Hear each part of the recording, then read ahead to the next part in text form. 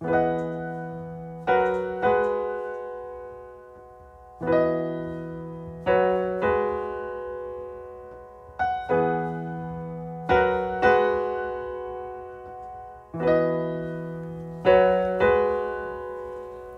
been raining in Manila, hindi ka pa nilalamig.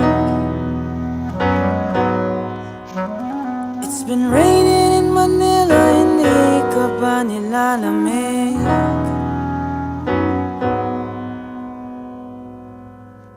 Maulan ba sa inyo pag bumubuhos dito? Paumanhin at mukhang hindi ko masasabayan ang iyong yapak sa pagngiti, sa pag-iyak, sa paglipad at